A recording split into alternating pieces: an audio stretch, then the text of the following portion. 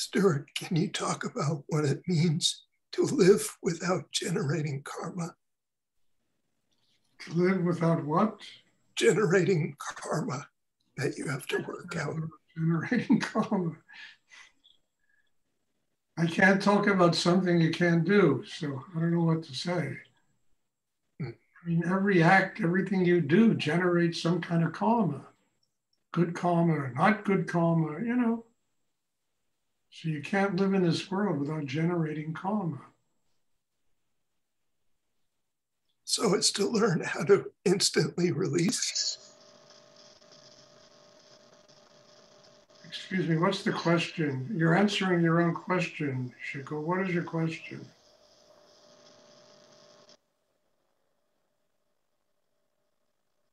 How do you deal with the karma that you generate? But I know you've answered this a million times.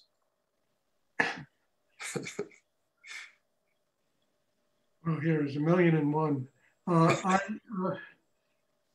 Look, karma is not a negative thing. Karma is just our everyday activity, our actions, how we live in the world, how we interact with other people, what we learn from life. And, how do you get free of karma? You get free of karma by experiencing all kinds of experiences in this world, and then having a system inside that enables you not to get swept away in those things, to just detach yourself from them. And I mean, that's, you get free of karma by, interacting with the world with compassion, with love, with joy, with consideration for other people. Those kinds of activities free you of whatever karma you have built up in your life. If you interact with people and it's all negative and angry and bullshit and crying and complaining, and all it does is build more karma.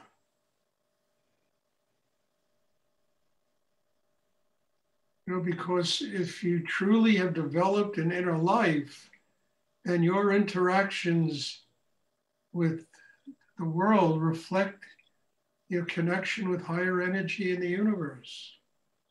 That energy is not going to flow through you if your heart is closed, if your mind is closed, your brain, your sexual energy, you're not grounded in the third chakra. That energy doesn't flow through you. So what you interact in the world with is ego, tension, opinion, what's right, power, and that just builds more karma.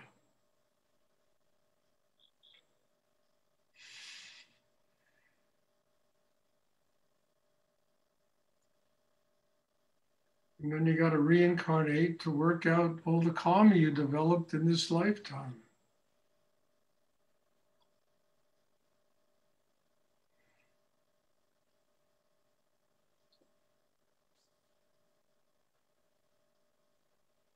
I mean, you don't work out your karma by sequestering yourself, by creating barriers between yourself and life. It's not a way to work out karma. You work out karma by embracing life and just allowing it to be your teacher, not your enemy. Whatever takes place, it is teaching you about yourself and what you have to do to grow. And if you approach life that way, then you're not going to develop more karma. You're going to listen, you're going to learn, you're going to grow, you're going to get closer to God, you're going to get closer to your enlightenment.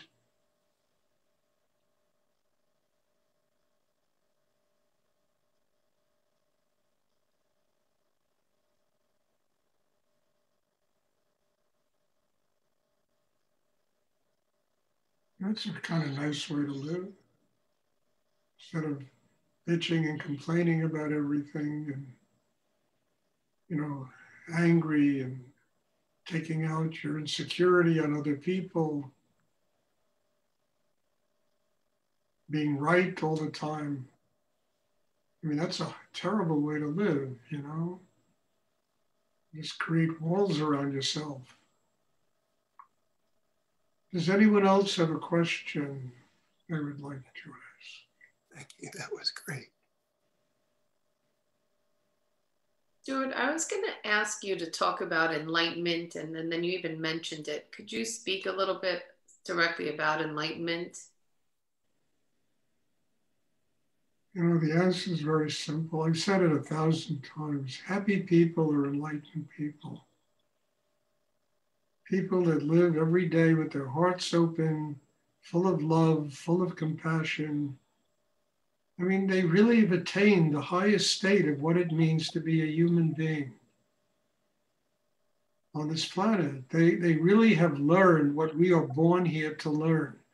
Literally, how to transform all the suffering and the pain and the difficulty into joy, into love, into happiness. And all the swamis, their last, you know, they always have an Ananda, you know, attached to their names. You know, Ananda means bliss. I mean, happy people are enlightened people, but finding happy people is not an easy task. Because most people spend all their time in their heads, their emotions, and they create so much conflict inside themselves that there's no room for happiness, or at least sustained happiness. You know, if they win the lotto, they get very happy, you know? Something good happens, they get a raise, a job, and, you know, they fall in love, they get happy. But it's never sustained happiness. It always kind of peters out after a certain amount of time.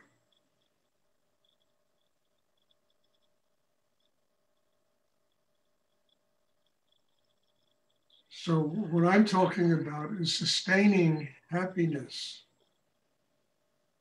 And I really believe that's what we're on the earth to learn, how to be happy people. Because to learn that, you got to learn how to transform all the negativity, the pain, the tension, the suffering into an open heart.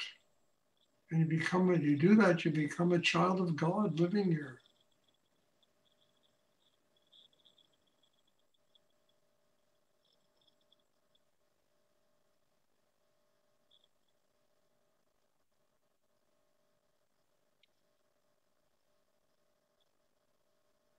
I mean, what's wonderful about this is that it's possible to do. It really is, you know? And it really is the central focus point. You know, it really is what this meditation is all about.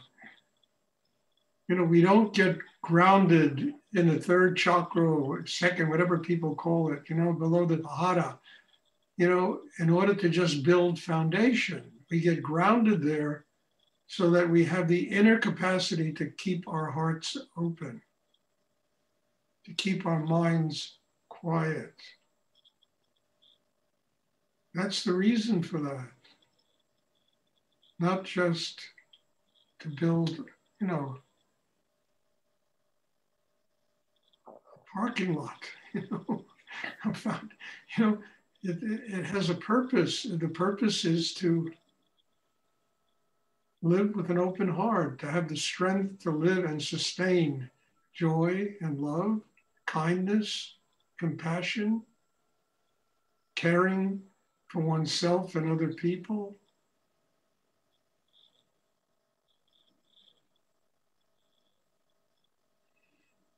You need foundation for that. You need training. You need grounding for that.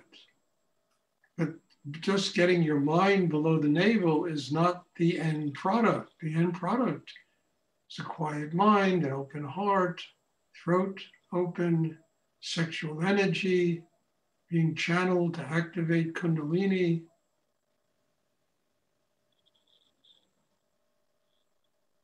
And all of those things bring about enlightenment.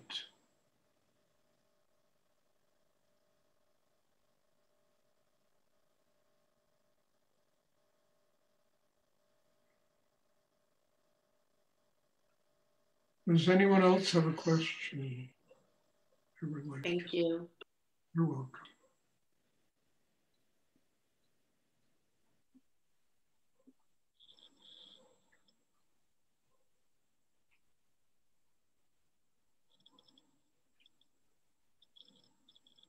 And honestly, I always say it, I'll say it again. You know, enlightened people don't know they're enlightened. They just live that way. Their lives are lived in service to God, with love, with compassion for other human beings. They just live that way. You know, they don't walk around with a sign around their neck saying, I'm enlightened. You know? Just their very presence, their being, the way they live their life, the service they do in the world, the joy, the love, the kinds of things they talk about, you know, determine how developed their consciousnesses and how enlightened they are.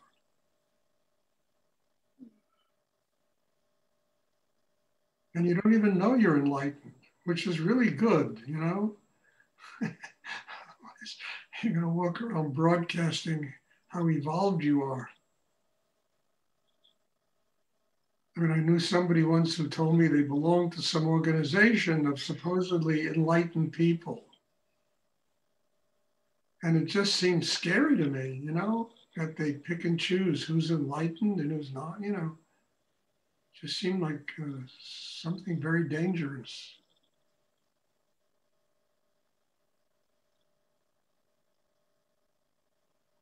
Does anyone else have a question they would like? You know, it's that wonderful story in Japanese Zen about this monastery. The abbot in the monastery dies and they have to choose a new abbot. And all the wise men and all the monks get together and nobody can choose an abbot because none of them were living in the moment and all of their development was in their heads. And they finally saw these two guys. I always forget their names, but the Japanese paint them a lot.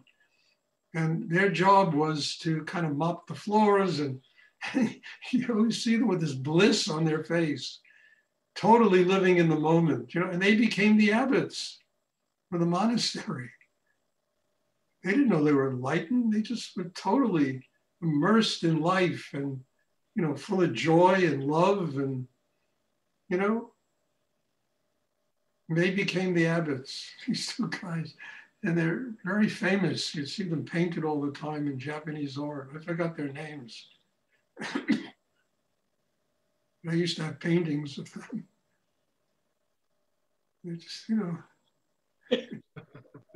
needed incredible way they were depicted with brooms and mops in their hands. You know, they became the abbots of the monastery.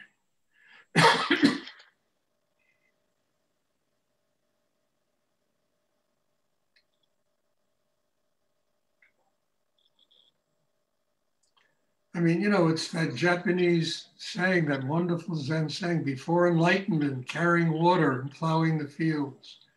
After enlightenment, carrying water and plowing the fields. It's so true, you know, it's so true. Except there's a line you cross. One, you do it unconsciously, and the other, you do it consciously. With an open heart, with love, with, you know, embracing life.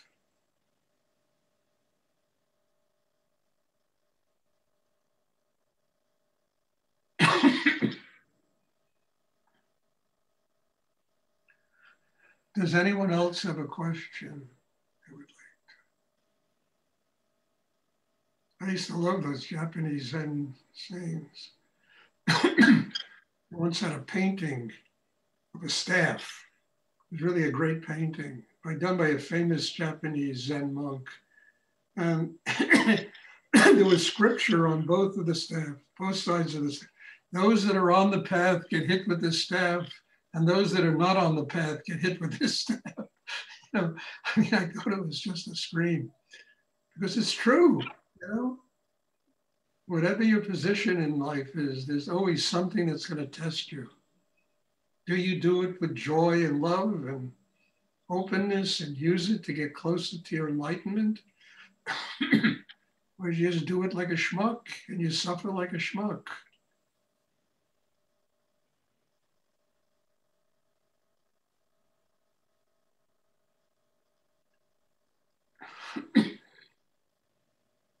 Does anyone else have a question they would like to ask?